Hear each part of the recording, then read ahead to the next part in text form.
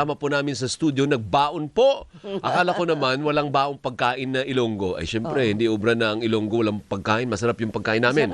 Sarap. Congressman Lawrence Defensor ng ikatlong distrito po ng Iloilo at House Deputy Majority Leader. Congressman, Good morning, Kong. mayong aga. Good morning, Alvin and Doris, at maayong aga sa tanan ng mga taga Iloilo at sa lahat ng mga tagapakinig nyo. So tanan sila naghambal namit daw yung pansit molo. Dapat lang, basta Ilonggo namin. Ano ka Yung mo? pansit molo, partner, galing yan sa distrito sa Iloilo na molo. Doon yung okay. gawa, kaya pansit molo. Molo is a Ano? district in Oo. Iloilo. Ano sabi mo, kambal? Ha? Kambal. Kambal? Wala ko sabing kambal. Hambal, Hambal is sabi. sabi. Sabi. Oo, sinabi. Alam ko, Oo. kambal. Kaya po namin inimbita si Congressman because today is an important day para po sa outcome dito mga impeachment complaint laban sa presidente. Hindi pa po natin, later na natin pag-usapan yun sa Vice President para hindi tayo magulo. Oo. Sa presidente muna. Today, you're going to decide on the fate kung meron bang substance. Kasi may form na eh. Aprobado may form. Yung substance na lang. Ano po? May substance nga ba in as far as you are concerned, Congressman? Tama yon, Alvin. Ngayong araw, tatalakayin namin ang pangalawang impeachment complaint laban sa Pangulo, the impeachment complaint filed by former Congresswoman Lisa Masa and at mga kasamahan niya. Papakinggan namin ang mga endorsers nito kung ang kanilang recital of facts under the impeachment complaint ay may makakatindig ba para magpatuloy ang hearing ng impeachment complaint. So kahapon, tinapos namin ang discussion on the determination of substance ng naunang impeachment complaint Yung kay De Jesus. ni De Jesus na in-endorse ni Congressman abogado. Nisay. So natapos na yon at sabay naming pagbobotohan yan mamayang hapon. Pero sa palagay mo, ikaw lang, siyempre hindi, you cannot talk in behalf of the Justice Committee. Kasi isang miyembro ka lang naman, di ba? Are you a ranking member of the Justice Committee? No, I'm an ex-officio member. Ex-officio? Bilang, But bumoboto ba yun o yes, hindi? pwede, Alvin. Bumoboto. Ano ibig sabihin ng ex-officio? Kasi deputy siya eh. House, Kapag tama. deputy majority leader ka, You sit in automatic all. Bitawan mo miyembro iba. ka ng Hindi, mga you sit in komite. all committees. Okay, okay. Pwede Yun ang kang ibig sabihin ng bumoto. ex-officio. Ayun, okay, Oo. okay. Ano sa basa mo? May basihan ba? May sustansya ba? May substance ba? O wala? Kahapon, nakita namin na ang De Jesus complaint ay may mga kakulangan sa mga aligasyon ng kanyang complaint. Hindi lang mapagpapatibay ng recital of facts o ng mga allegations. Kaya ayaw ko lang pangunahan ang aming botohan. Pero nakikita din ng ibang mga miyembro, both from the minority at majority, ang mga kakulangan sa Pero hindi naman complaint. hindi naman sa walang kasustansya. Hindi, yun May- nga ang may i-determine kulang. nila kung may sustansya o wala. Kasi yung forma, meron. Pasok Meron. na eh. Paano? Meron may forma. Ang tanong today is, may sustansya ba? Yun. Kailangan ng sustansya to constitute an impeachable offense. Hindi porket may recados ka na, nagawa mo na yung ulam. So dapat may sustansya to constitute an impeachable offense para ma-endorso ng komitiba para magpatuloy ang aming hearing. Oo. So lumilitaw, Congressman, hindi pala pwede na may nag-allege, halimbawa lang, sabi ni Senator Amy Marcos, adik yung kapatid ko. O di may allegation, hindi ho ba? Tama. Hindi pala pwede yung nagamitin na, oy, adik palang presidente, impeach natin. Hindi siya ganun kasimple na may akusasyon, Kailangan totoo may na yun. Hindi, Alvin. Ang impeachment ay napakahalagang proseso dahil ang mga pinakamatataas na opisyal ng ating bansa ang ililitis natin kung magtutuloy ito. Hindi pwedeng kahit anong bogus complaint o kahit haka-haka lang na i-file sa Kongreso ay tatalakayin na. Dapat suriin din ng mabuti dahil it's the fate of the President, of the Vice President, the Justices, and the Constitutional Commissioners are at stake here. So we have to be very careful about what the evidence will show, whether it constitutes an impeachment offense. Okay. Kagaya nung go sinabi nung isang congressman, sabi niya, anong pangalan ba nun? Yung Abra ba yun? Yung sabi niya, sabi mo may kinidnap ang dating Pangulo. Teka muna, may kaso bang kidnapping ang inaakusahan ninyo? Wala. So Tama naiipit siya ngayon doon kasi paano mo sinabi na kidnapping yun? kung wala namang nagsampa ng kaso ng kidnapping. Tama yun. Hindi basta-basta tatanggapin lang. At saka para malinawan din ang ating mga kababayan, kapag may impeachment at na-impeach ang isang opisyal, Oo. hindi namin siya tinatanggal sa pwesto, Doris, like what happened to VP Sara. Just because na-impeach siya, we did not remove her from office. Ibig sabihin, meron lang pinanghahawakang ebidensya na binigay sa Kongreso Oo. na ilalatag sana namin sa Senado para ang mga senador ang magsabi kung pwede ba siyang manatili sa pwesto o nararapat siyang bumaba. Okay. So, kanino yung burden of proof? Kagaya nun, oy, addict, oy, ganito ang ginawa. Sino ang dapat magpatunay? O yung inaakusahan ba, ang mag-e-effort na, teka lang, hindi ako ganyan. No. So, sino po ang dapat magpaliwanag? Sa ngayong stage, Doris, dahil nasa committee pa lang, may burden of proof ang mga complainant o kaya ang mga congressman na nag-endorso ng impeachment complaint na ito. Okay. And if ever the impeachment will progress at nakatawid ito sa Senado, the burden of proof will be the prosecutors who will present the evidence para ito ay i-assess ng ating mga senador at sila ngayon ang boboto kung dapat ba matanggal o dapat manatili ang mataas na opisyal. Ayun, Are you ready to reveal kung ano ang hatol mo dun sa impeachment complaint nung dalawa? May sustansya ba o wala? I won't preclude the committee first. May mahiya din ako sa aming chairman ng Committee on Justice na hindi pa binubuksan ang botohan. Pero sinasabi ko lang na maganda na nasuri ito ng mabuti para hindi na kami questionin. There have been issues that we are saying that we are against the ruling of the Supreme Court. Minamadali namin. Para din malinaw once and for all at hindi ako ma-misquote, Doris. Susunod kami sa Supreme Court. We will follow the rule of law. At sa ngayon pa lang, sabi na ng chairman ng Committee on Justice, ay susundin namin ang pagkakaintindi ng Supreme Court pagdating sa session day na dapat calendar day. Ayun. Susundin namin. Buti nag-segue ka na doon. Ano? Kasi ang susunod na topic is tungkol naman sa impeachment naman kay Vice President Sara Duterte. Ano po? So tama ba ang ginawa ng Makabayan Bloc in filing it the other day? O dapat inintay natin yung February, ano bang unang petsa doon? 6. February 6 ba? Yun yung original na date, di ba? Tama ba yun? O baka ma-technical na naman? Para sa akin, tama ang ginawa nila dahil ang impeachment complaint na pinirmahan ng 1/3 ng mga congressman at tinransmit sa Senado, sabi ng ating Korte Suprema, mali ito at void ito. Ibig sabihin, umatras ang ating date doon sa naunang impeachment complaint nung Disyembre, kaya ang deadline natapos na at pwede nang mag-file ulit. Kaya, naalala nyo, Pebrero, pinirmahan ang 1/3 impeachment. Tama. Ika-4 yun na impeachment complaint laban sa ating Vice President. Ang nauna, petsa mga Disyembre 5 pa lang nung nakaraang taon.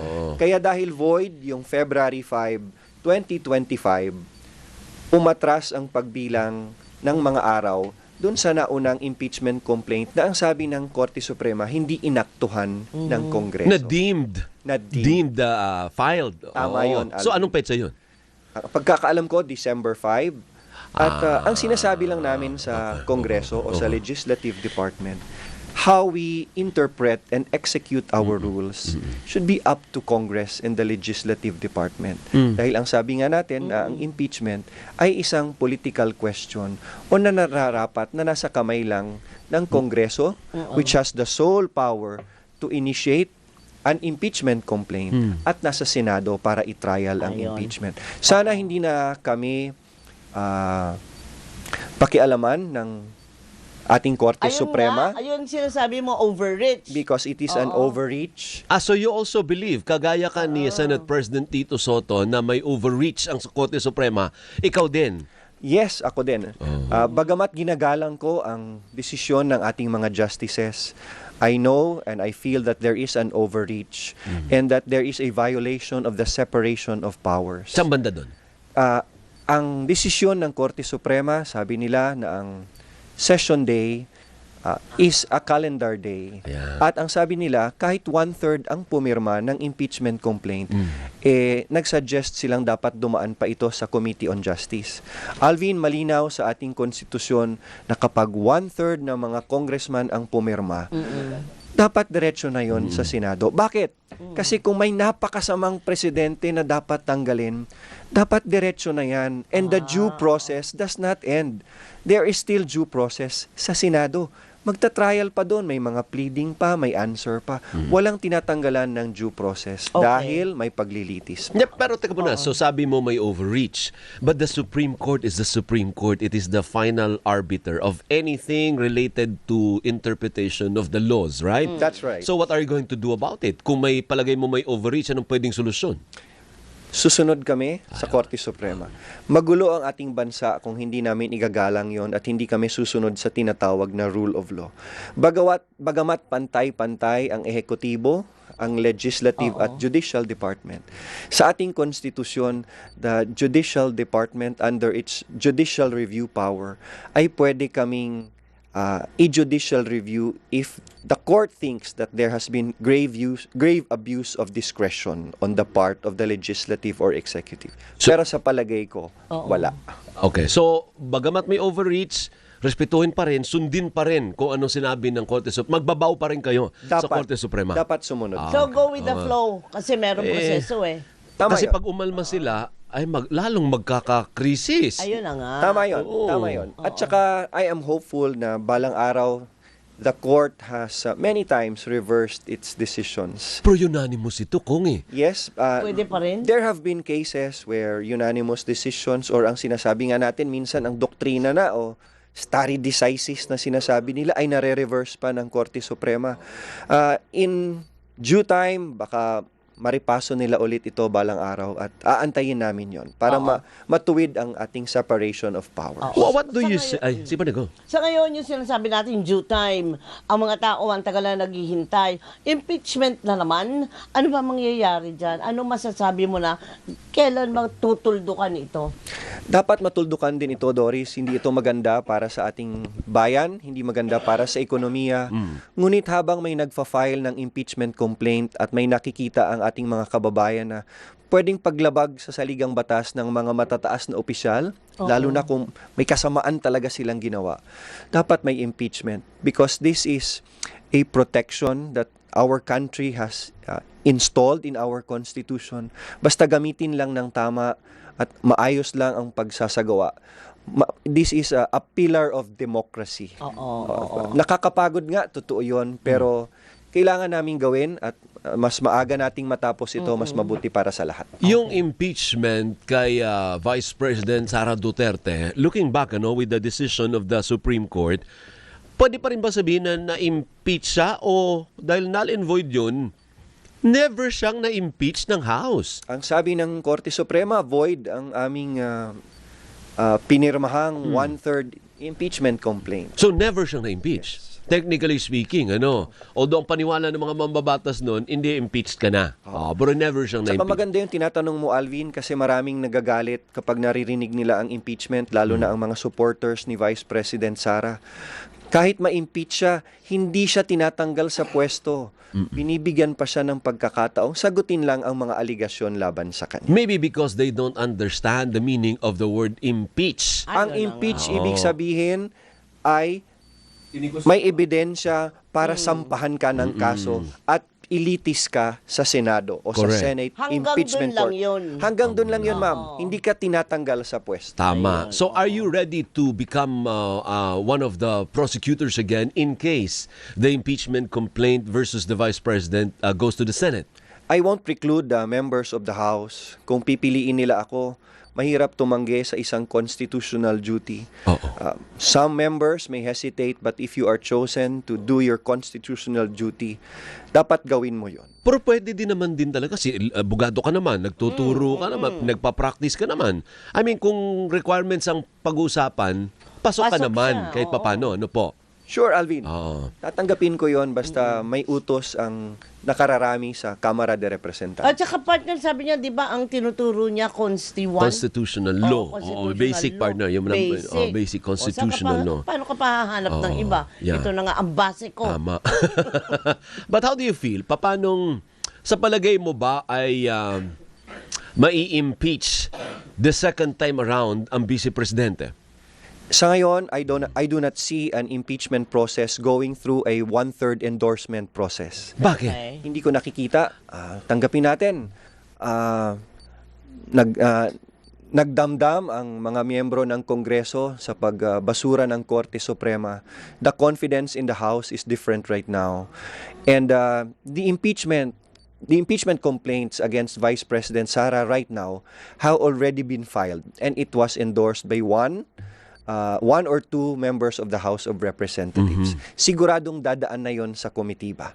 Pakinggan na lang natin kung ano ang mga aligasyon na ilalatag nila, and we will take it from the deliberations of the Committee on Justice. Actually, ang interesting point doon is, sabi mo hindi dadaan sa one-third ngayon. Ano ibig sabihin nun? Marami kang kabaro, marami mga congressmen and women na nagtatansya din. Naninimbang. Kasi malay mo, ito nga ang magiging presidente sa 2028. Alam na yung loyalty, di ba? Correct. Ganun ba yun? Wala ka makuhang one-third ngayon sa Kamara dahil nag-aaral silang lahat, saan ba ako pipwesto? 28% tinitingnan nila. That is the reality, Alvin. At mas gusto nilang makita na lang ding dumaan sa Committee on Justice, lalo na't may ruling na ang Korte Suprema. Pero inuulit ko na kung magkataon balang araw na may pumirma na one-third ng members of the House of Representatives, dapat pa ring dumiretso ito sa Senado for trial forthwith. Ayun yan na naman si Fort Wayne. Kaya lang maligalig din dun sa taas, sa upper house. Di ba may threat din dun na palitan si Soto. Senate President Soto. Although na-quash naman, mukhang wala silang bilang. Ibig ko sabihin, maligalig din. May attempts from time to time, Congressman. Tama yun. The closer we are to a presidential elections, the more careful the members of the Senate and the House about impeachments are. So, maganda rin na nasa Committee on Justice ang mga impeachment complaints. Pagpilian na lang natin ng husto ang mga tamang leader na nararapat sa atin sa 2028. And while I am here, I think this is the perfect opportunity para sabihin na sa mga millennials natin at mga Gen Z, you are the most intelligent generation to vote. Hindi ba tayo in the ang most 2028. intelligent? Ang mga Gen X, isama na natin. You are the most intelligent generation to vote in 2028.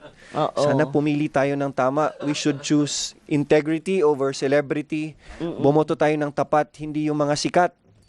It's a perfect opportunity for us to change this country for the better. Paano kung pogi yung kandidato Si Alvin, siguradong senador na yan. Kaya, yan ang kailangan natin, no? Matapang. Wala akong kabalak-balak. Diyos ko po, ang sarap ng buhay ko dito sa ABS-CBN. Dito na lang ako, Congressman. Oh, by the way, wait lang. I just want to be clear. Sinasabi mo, at this point, hindi kakayanin ang one-third vote para idirekta sa Senado ang impeachment complaint against the Vice President. Not at this time. Hindi kakayanin. Legally, hindi na pwede dahil may mga na-file ng impeachment complaints. I do not see a one-third endorsing it.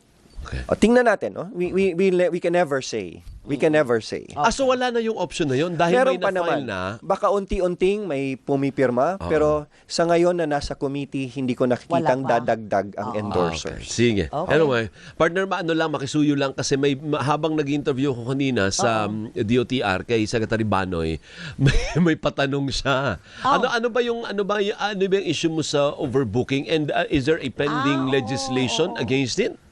Alam mo, Alvin, linggo-linggo ako umuwi sa Iloilo at linggo-linggo ako pumipila sa airport para kumuha ng aking Ticket. boarding pass. Okay. At minsan, lalo na kapag peak season, mga katulad ng nakaraang Pasko, minsan maaawa ka sa ibang mga pasaherong nasa airport na at dahil may overbooking, minsan pakikiusapan pa silang wag nang sumakay.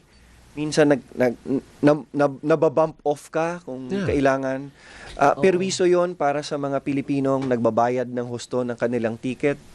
Perwiso yon para sa mga taong naghanda na makauwi at makatrabaho sa ibang lugar. Dapat suriin ng Department of Transportation yung polisiya sa overbooking. Dapat may cap lang yan o dapat may penalty yan. Kasi ang overbooking, kapag nakapayad na ang isang pasahero at sinabing may overbooking at hindi siya makasakay, that is a breach of contract, Alvin, Yeah. on the part of the carrier. Oo. And malaking bagay yan para sa mga pangkaraniwang Pilipino. Kung hindi ka naman VIP, ikaw yung isa sa unang iba-bump off. Yeah. Oo. Yeah. Paano kung hindi ka politikong na mga abuso ka doon at tatakutin mo yung PAL o yung Cebu Pacific? Oo. Mali yun. So dapat pa ba ng legislation yun o kaya ng executive yun? Kaya na sana ng isang executive order o administrative order yon. Oo. Matagal mag-legislate, napakasakit na proseso at minsan hindi pa matuloy. Pero if this administration is decisive enough and courageous enough, sabihin ng presidente, pagbawal na yan. Pero ano, Industry parang practice yun. worldwide. Oo. Oo, Industry practice siya. I know it's an industry practice, but it should have its limits. Yun lang ang sinasabi ko, na hindi pwedeng mag-overbook sa isang bagay na alam nyo namang ito lang ang kapasidad nyo, tapos makikiusap kayo o forcefully bump off nyo ang ibang pasahero. Ayun. No. Sige. Nakakaawa Oo. yung natutulog na doon. Hindi, partner, yung, Para ang sistema kasi dyan, iaalokin mo. Oo nga. Pataas ng pataas Tama yung yun. alok mo. Hanggat Pati sa may hotel, kumagat. pangtulog. Lahat. O, para lang may kumagat. Kasi ikaw may kasalanan, in-overbook mo eh. Kaya nga. Yung una, ang alok, tinapay. Pangalawa, may palaman na. Diba? Pangatlo, may tubig ka na. Diba? Eh, May hotel na, may pang-hotel na. Ayun. Eh, paano nga kung walang kumagat? Ayun Oh. lang. Sino yung offload natin? Yung piloto? Di ba? Yung stewardess. Bayad na pwede. ang mga yun. Exactly, 'di ba? So kailangan magkaroon ng malinaw ano po ha. Para mag-time check ka nga muna at may sponsor pa pala ako bago tayo magpaalam kay Congressman. Anong oras na ba? Abay, alas 8 na po ng umaga.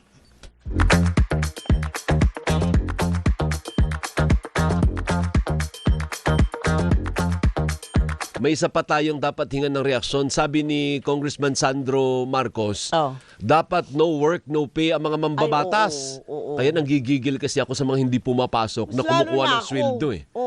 mas Diba lalo- tayo, no work na ba? Ang aga natin gumising, ang liit ng sweldo. Samantalang ang senador, ang laki ng sweldo, hindi man siya pumapasok, wala tayong pakinabang sa kanya. At saka yung malate ka lang, meron lang May certain kaltas. number of late. Oo. Equals ano na yung kaltas. Kaya nga. Etong tao na to, napaka-special mo naman. Ano ka? Siopaw? Ha? Bakit ganun? Bato left the group. sorry. Anong reaksyon mo? Tama bang panukala ni Congressman Marcos? Susuportahan mo ba yon? Tama yun. Ay, Mike, wait lang. Sorry. Go. Tama yon, Alvin, at sang-ayon ako doon. Kahit hindi na panukala yon, dapat gawin na ng administrasyon sa Kongreso yon. Trabaho namin ang pumasok. Trabaho namin ang mag-legislate at bumoto. Yun nga To be eh. present para may quorum kami lagi. At tuwing nag-orientation ako every term sa mga bagong neophyte na congressmen, sinasabi ko sa kanila, pinaghirapan nyo ito para ipanalo. Ang iba sa inyo gumastos pa para maging congressman. Tama. Pumasok kayo, show up para bumoto. Kasi hindi pwedeng walang tao ang session hall sa mga Oo. pinaka-importanting batas na ipinapasa natin. So tama lang na no work, no pay. Maging halimbawa kami sa sambayanang Pilipino na hindi kami espesyal porque miyembro kami Tama. ng Kamara de Saka Representantes. unfair talaga na wala kang Talagang ginawa unfair. tapos kukuha ka ng sweldo. Unfair din sa aming mga pumapasok at nagpupuyat doon. Exactly. Correct. Oo. Kasama na yung mga staff, diba, na pumapasok din para hindi rin mabawasan. Samantalang yung staff nitong, ang pangalan niya. Ikaw na nga makatanda ng pangalan, absent na absent. Sumusweldo rin. At sorry naman po dun sa mga staff niya, no? Pero unfair doon sa kongresista o senador na may staff na nagtatrabaho. Kaya nga. Ay, yung iba nga pumapasok kahit may sakit kong eh. Oo Tama yun. naman. Huwag lang makaltasan ng sweldo. Tama Tapos ikaw wala kang ginagawa. Tama May yun. sweldo ka pa rin. Anak ng... Alika nga dito. Sabi ni Magpaliwanag ka. Bud Britannico, basta mayong aga, Ilonggo ito. Mga Britannico, mga Ilonggo, Philippine Airlines. Yes, tama. Si Bud Britannico, basta Ilonggo, mayo gid. Thank you ha. May isa pang question tungkol sa speaker, no? Dinidiktahan ba kayo ng speaker na i-dismiss nyo na yung impeachment complaint laban sa presidente ha? Ayan ba yung marching order for today? O lahat ng kaalyado ng Marcos, vote against it para matigil na yan. Hindi na, Alvin. Mas maingat na ang leadership ng kasi talagang sisingaw yan kapag may ganyang utos. We said that we will be models of transparency. Ngayon nakikita ko na ang mga miyembro ng mga minorya at mayorya sa committee hearing na ito ay malayang nakakapagsalita. At magandang pabotohin kami ng tama lang para hindi makitang BBM kami o Sara kami. Kahit ako, I will vote based on my conscience. Hindi ko naman binoto yan si BBM. Hindi ko rin naman binoto yan si Sara. I voted for Leni Robredo. And I will vote based on my conscience for these impeachment complaints. Okay. So walang walang marching order na tanggalin niyo na. Wala, yan, hindi naman ako supporter ni Marcos eh. Hindi rin man ako supporter ni Sara Duterte. I will follow my conscience based on all the impeachment complaints, whether I sign or I vote. And can you assure na ganyan din ang pag-iisip ng mga kabaro mo? I will not assure you that because I will not speak for them. Pero I can tell you na wala kaming marching order para sa ganyan. Ayan. Very Claro. good. Well said. Maraming salamat, Kong. Thank Thank you, you for Alvin. coming over. Thank you, Alvin Thank you and sa Doris. pansit molo. Thank you. You're welcome. Pwede naman kahit hindi ka pumunta, basta may pansit molong padala. Pwede. Pwede. Namit. Namit, give. Niloko. Thank you. Thank you, Alvin. Halong. Thank you, Bye-bye. mayong aga sa inyo. Mayong talaga. aga, si Thank you. Representative Mabuhay. Lawrence Defensor, ang House Senior Deputy Majority Leader at kinatawan po ng 3 distrito ng Iloilo. Gusto idiin ni Camille na overtime ka, partner. Anong oras na? 8:04 na kasi